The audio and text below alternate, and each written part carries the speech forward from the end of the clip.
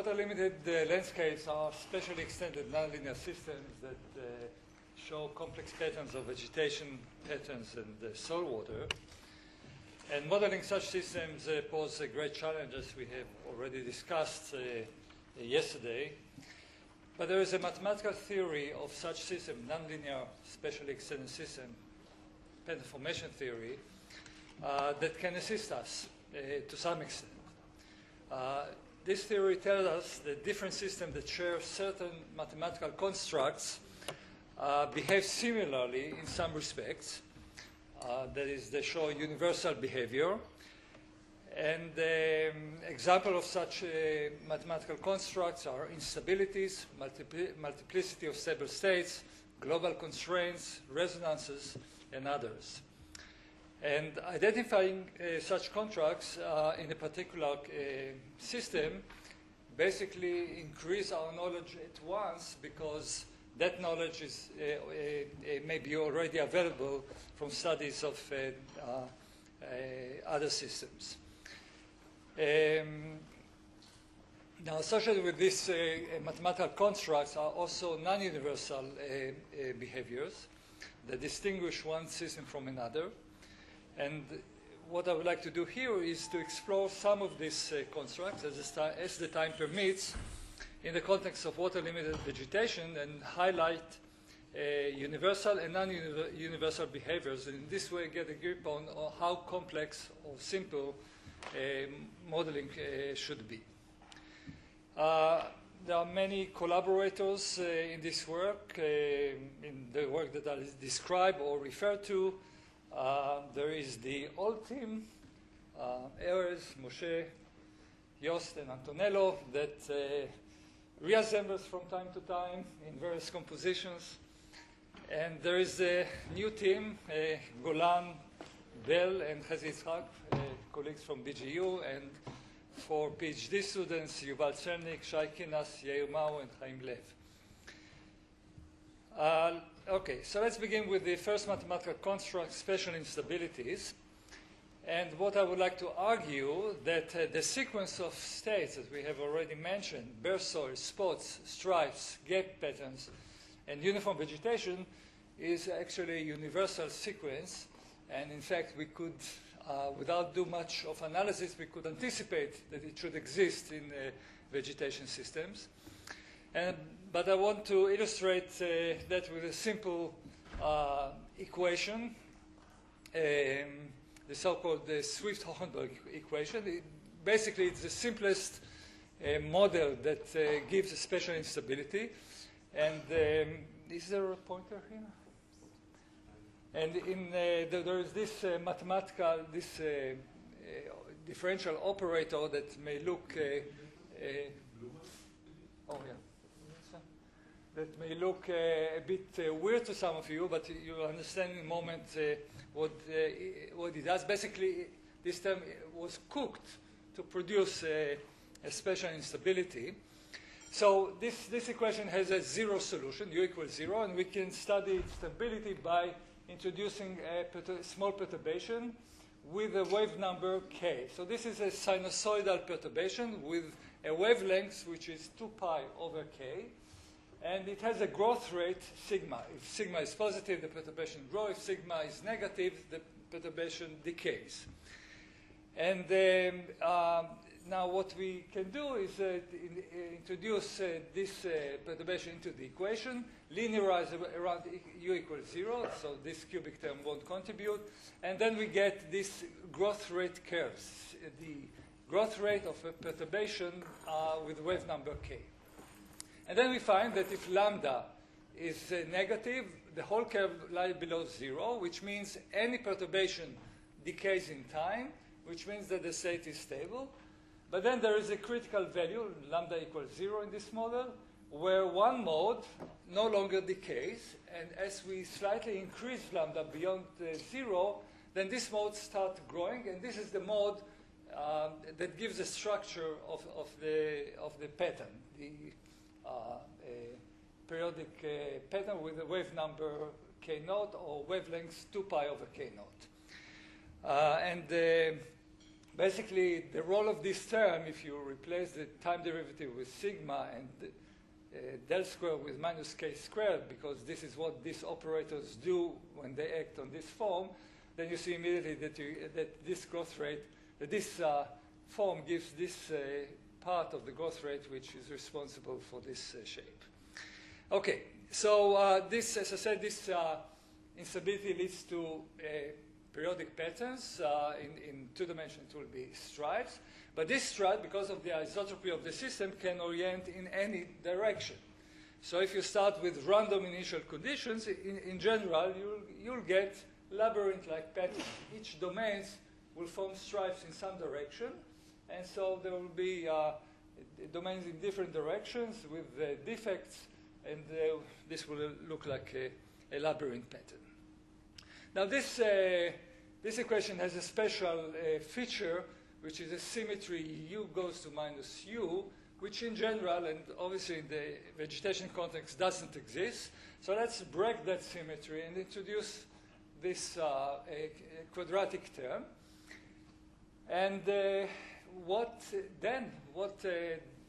that equation does, it gives a preference to wave vectors that are 120 degrees apart.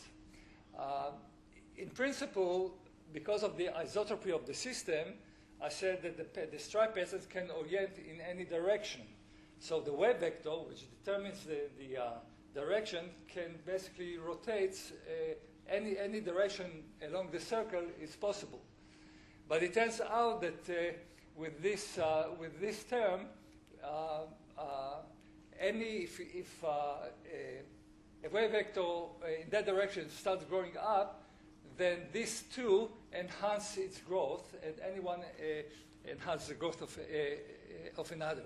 So basically, what you get is a solution which is superposition of 3 sinusoidal type patterns with higher order contributions. This is an approximation. And so if the first one is stripes in that direction, then the second one are stripes oriented 120 degrees from that, and the third one another 120 degrees. And you see that this gives hexagonal patterns.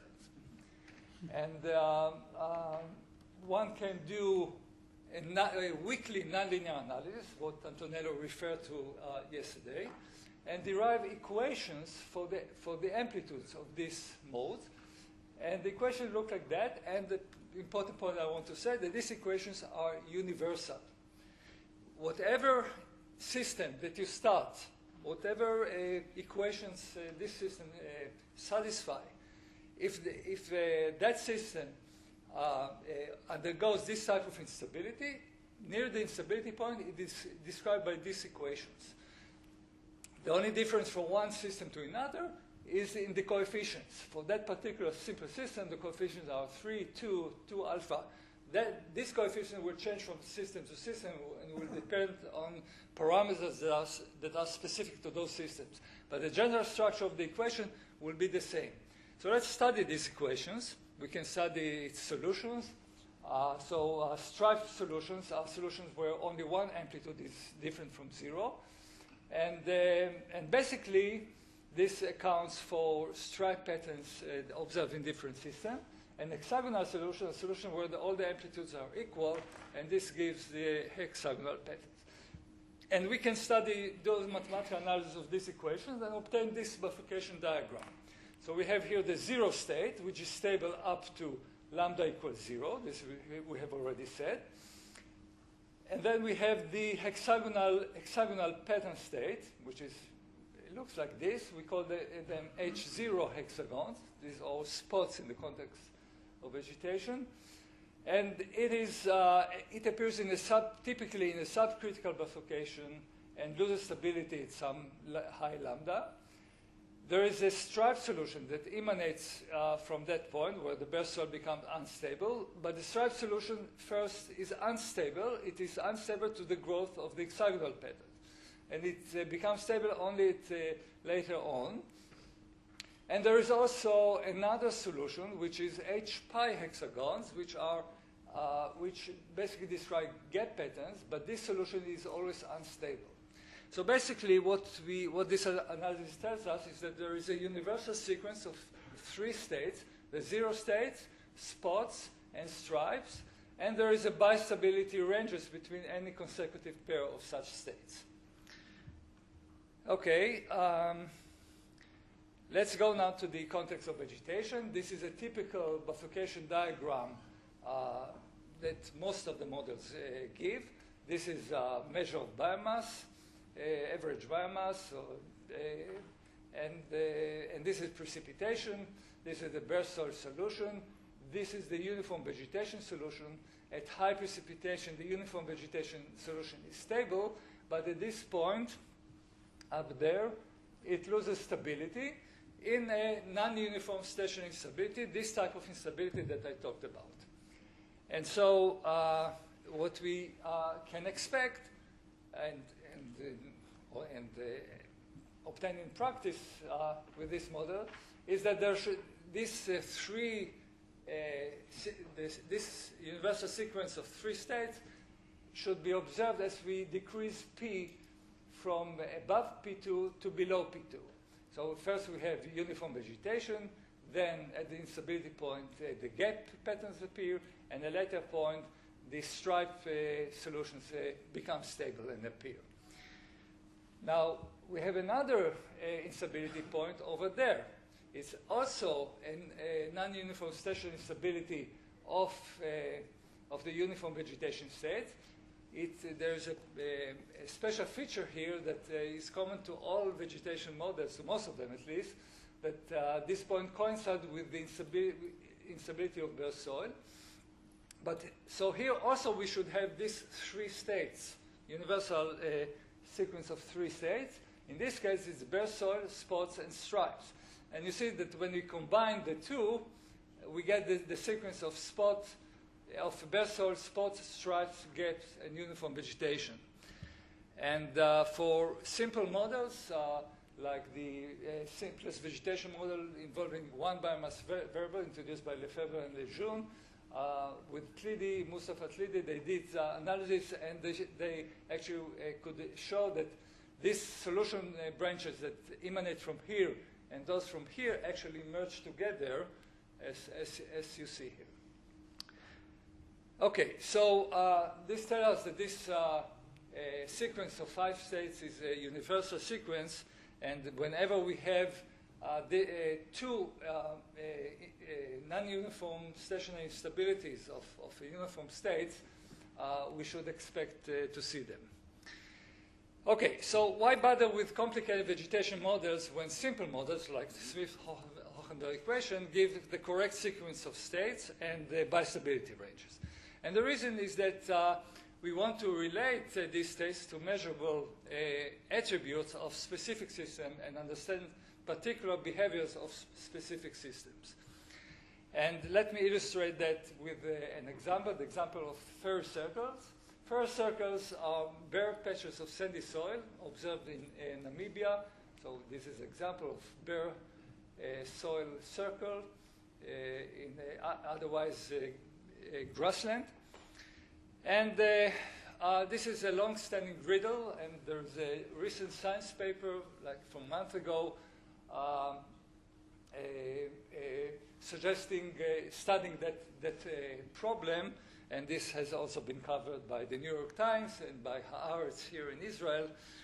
And the author, Norbert Jorgens, what he found is that there is a strong positive correlation between fur circles and termites.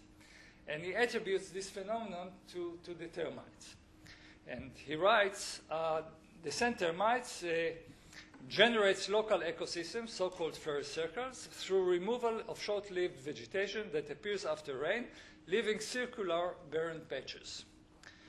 Now, I would like to introduce here another alternative explanation, which is originally due to Tlidi et al. And that explanation is basically that fur circles are gap patterns that appears in the non-uniform instability of the of the uniform vegetation state, so an instability of this kind. Now, instabilities are driven by positive feedbacks, and so what are the positive feedbacks that drive vegetation pattern formation? We heard a little bit about that. Basically, there are several positive feedbacks of that kind, but they all boil down to this general feedback between local vegetation growth and water transport towards the water vegetation. So local vegetation growth enhance water transport towards the growing vegetation, which enhance the vegetation growth, which enhance even further the water transport, and so on. And there are at least three mechanisms of water transport.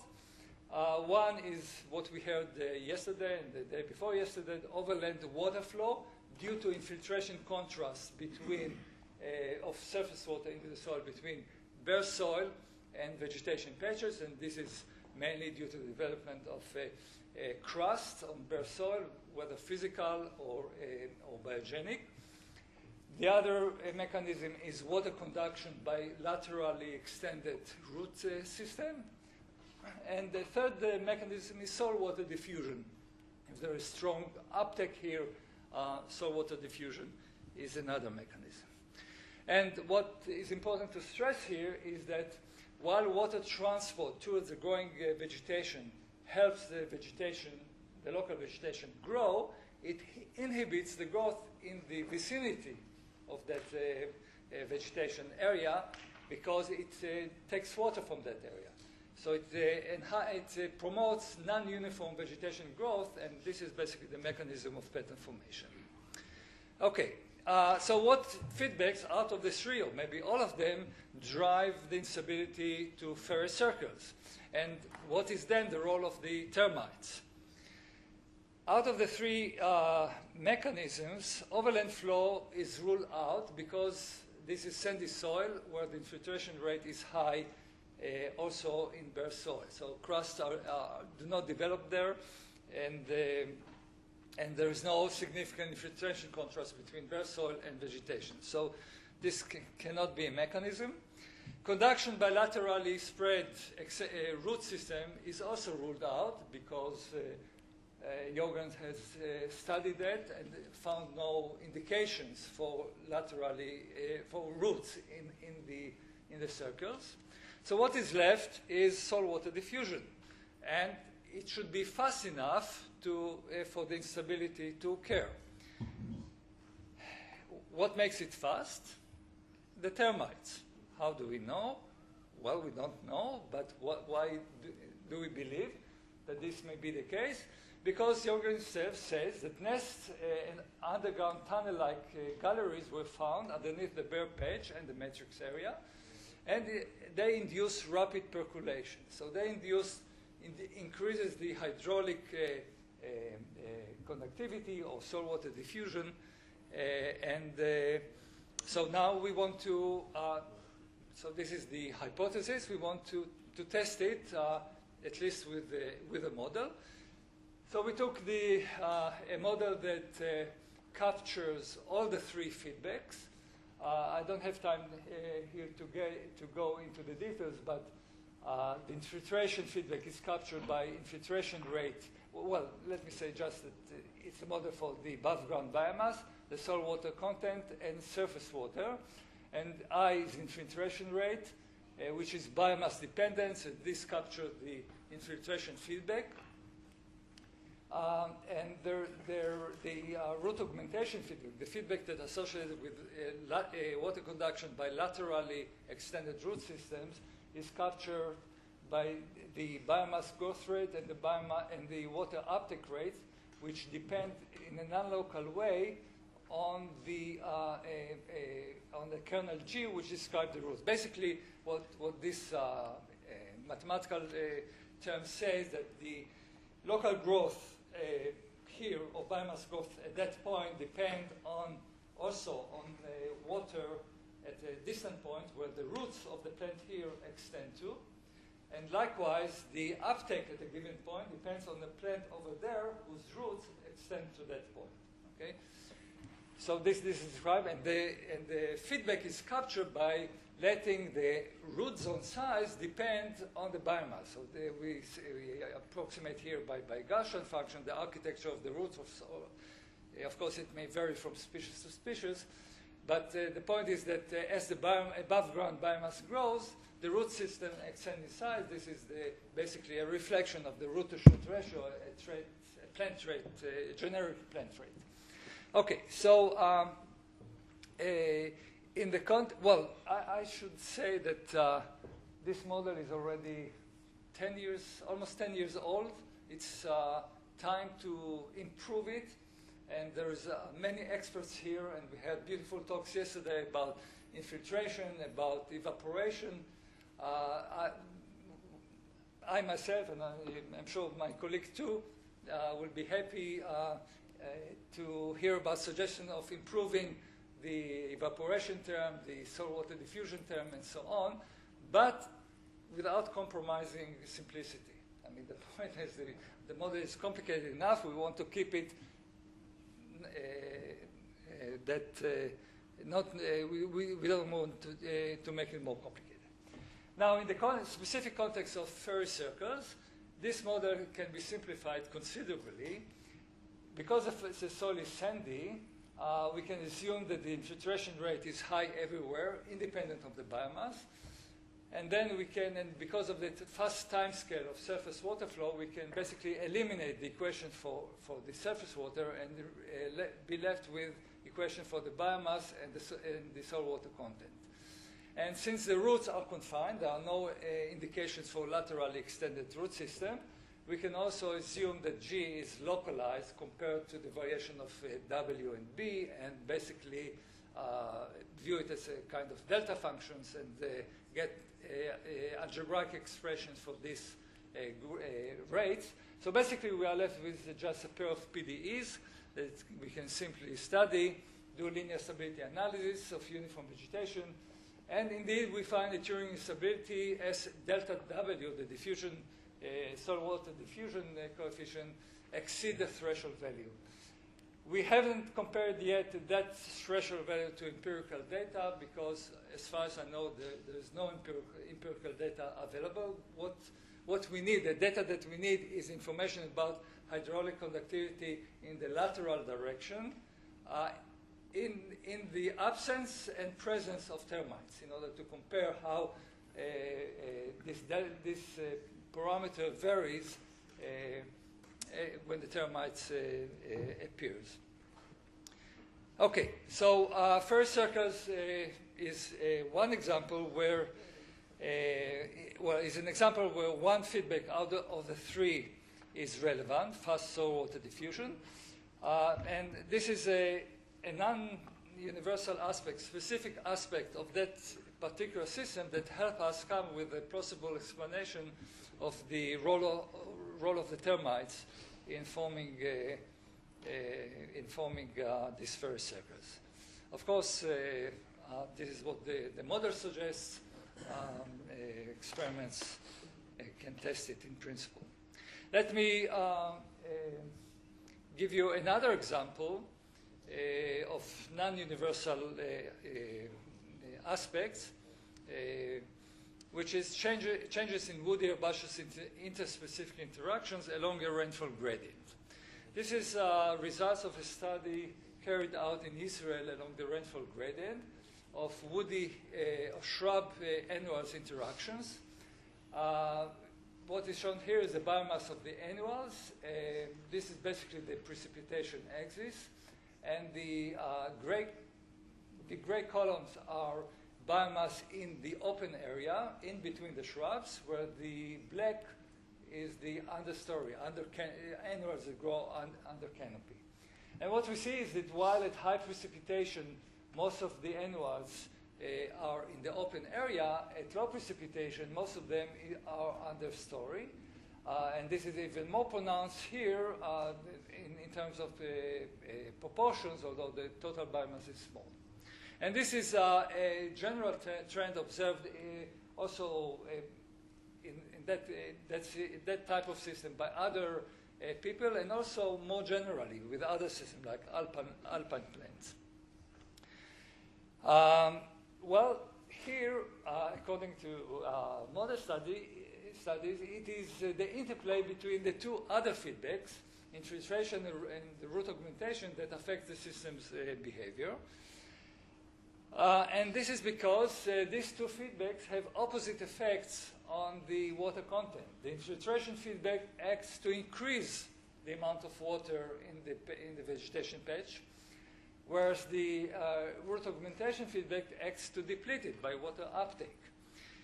Now, the relative strengths of these two feedbacks changes along as we change precipitation. At high precipitation, the patch is wide, and as we decrease precipitation, it becomes much more narrow. This means that if we focus on the area element and ask what is the uptake from that area, vegetation area element, there are many fewer individuals taking up water from that element area here than here. So the uptake is much reduced as we go from high precipitation to low precipitation. What about the infiltration? The infiltration is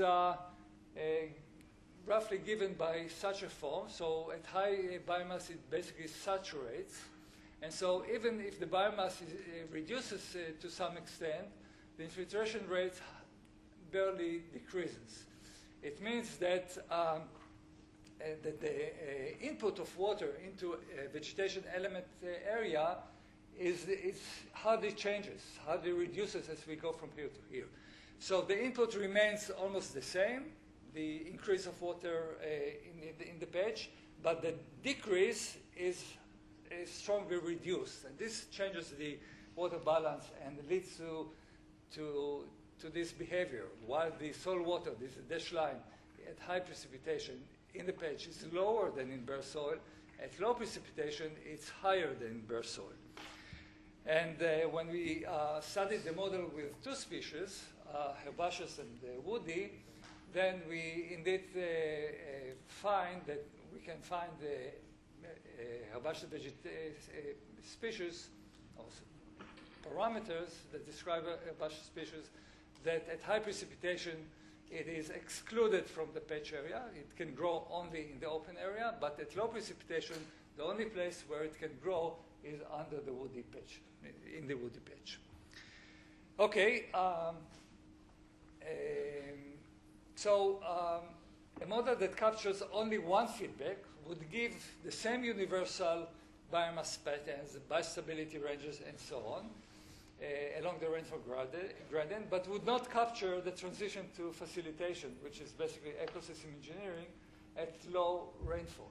So again, this is a non-universal aspect. We need to model the specifics of the system, the various feedbacks, in order to be able to account for observable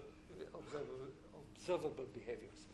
And now the time's short, so I'll just say a few words about two additional mathematical constructs.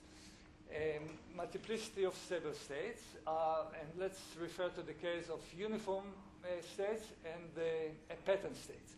And then there is a generic property of such systems that pattern formation theory tells us about,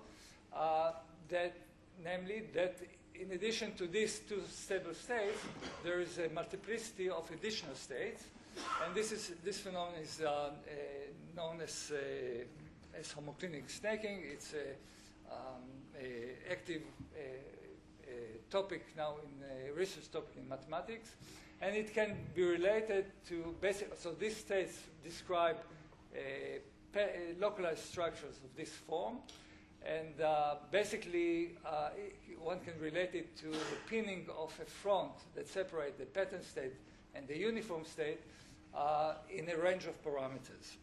Now, in the vegetation model, we have such biostability ranges, and indeed, we find this homoclinic snaking, and this has implications for regime shifts. And I would like to refer you to the poster of Yuval Chelniks that address this problem. And the other mathematical construct is the last one that I just mentioned in a word, special resonances. And here I'll refer you to the poster of Yair Mao. And let me conclude with a few frequently asked questions. So, question. I have seen the same pattern in my system. Can your vegetation model describe my system too? And the answer is no. The patterns are universal.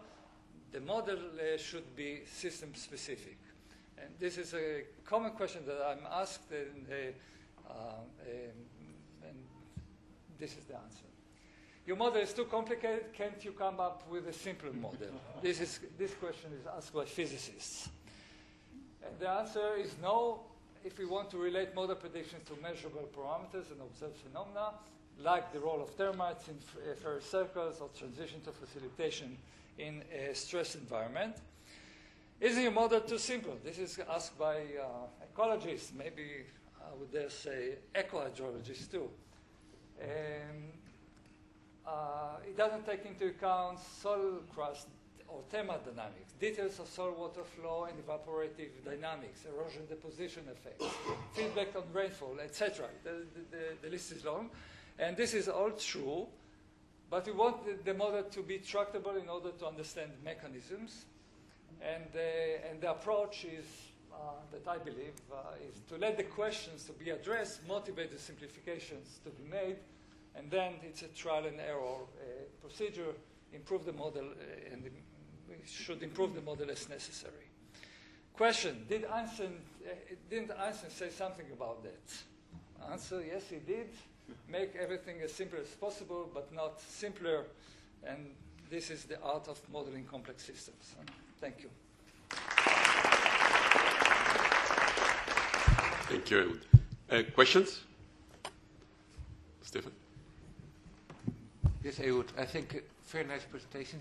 Thank you. I have a question about your hypothesis about your termites and the horizontal, the termites, the horizontal versus the vertical flow.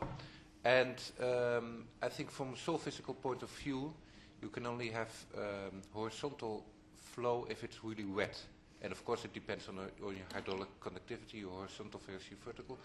So maybe it would be nice just to check if it's possible to use to parameterize your model. Let's say you diffusion weight with a soil physical approach. With what approach? With a soil physical approach, so that you really can understand when you can have horizontal flow above vertical flow. And I think it will be dependent on the intermittency of your rainfall. So I think it will only occur when it is really wet. And that maybe also can say something about the width of your caps. Let's say. Yeah. Yeah, this may help in comparing to empirical data. Yeah. I want to continue with that remark of Stefan. If I have doubts if soil water diffusion alone could explain the barrenness of the circles, right? Because if you would have water diffusion as a mechanism, it means that the soil water level under the vegetation would be lower as compared to under the bare soil. This is observed. Yeah, but so then it must be possible for the vegetation to invade the bare soil. So my question is, how come that the bare soil is not invaded by vegetation if the soil water is higher there than under the vegetation? Because the reason why there is no uniform vegetation is that per unit area there is not enough water for the vegetation to sustain itself. It needs the extra contribution from You should speak in the mic. Yeah, it needs the extra contribution from those bare patches that provide extra water.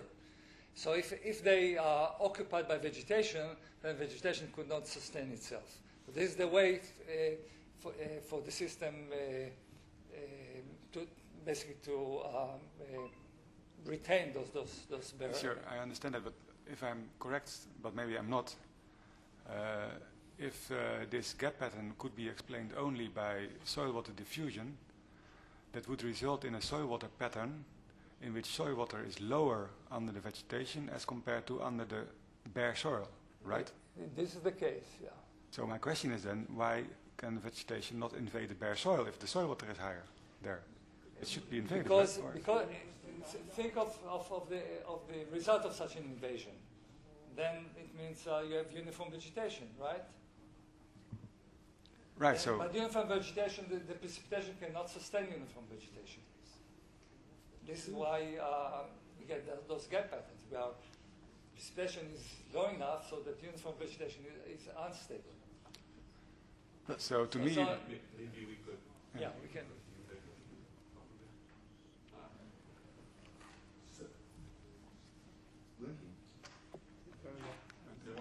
It's not quite. No, there we are. Setting aside the mathematical formalisms for a moment and looking at your kind of systemization of unstable patterns, I think first off about a kidney bean, because I think that the transition between linear and round is going to kind of elongate, presumably. So there must be some intermediate states.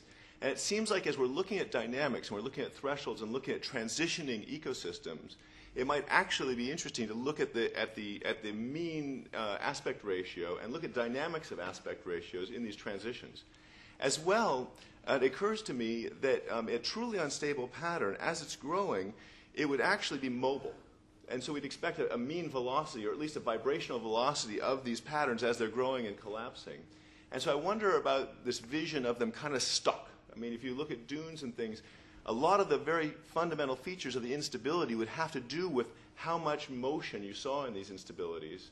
And so I'm wondering what you've thought about the dynamics and how much those might be more sensitive to illustrating some of the things we're most interested in, which is the susceptibility of change towards one direction or the other. Well, we know from many other contexts that there are several types of instabilities.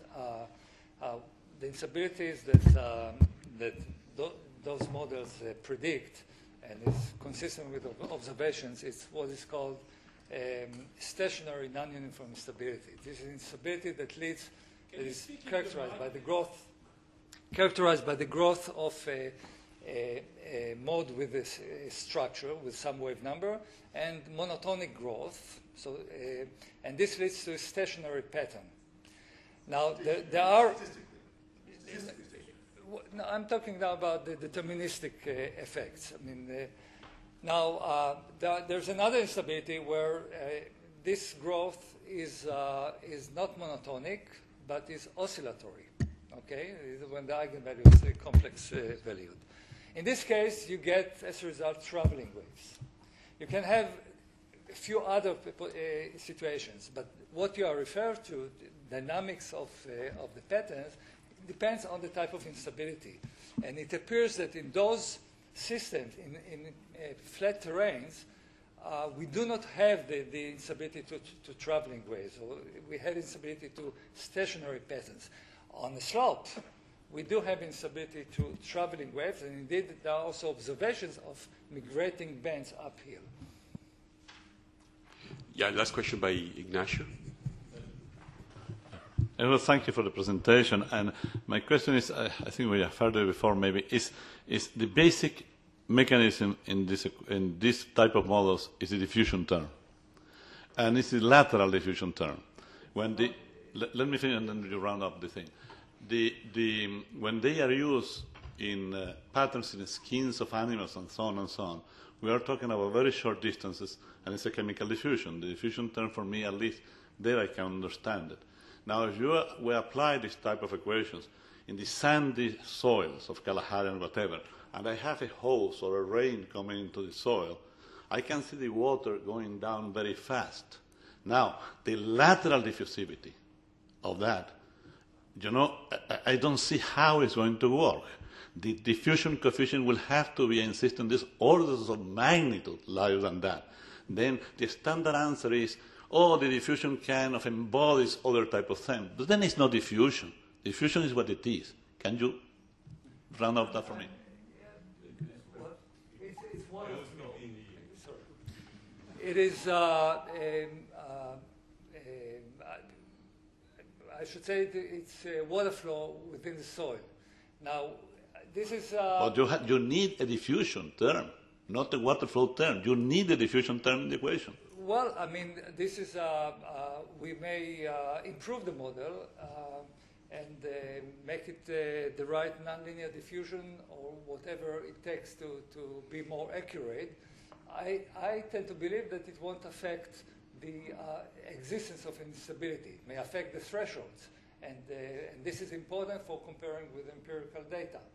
But I believe the instability, which is basically due to this positive feedback of water transport, and it doesn't matter how exactly this water transfer is being done, this positive feedback exists. So, and it may induce the instability. Seriously, Ehud, over tens of meters, diffusion of water? Who is talking? I'm talking, Danny. Are you serious that you're talking about diffusion over tens of meters? I saw the guy digging a trench over 10 meters there. You saw the car track. Yeah, I'm concerned. These length scales are not even covered by diffusion in any normal system. I would argue, I would urge you to check again the scales. I think the length scales here are simply incorrect. They're just way outside the scope of what... Well, I mean, I'm not sure. Well, first of all, let me put it this way.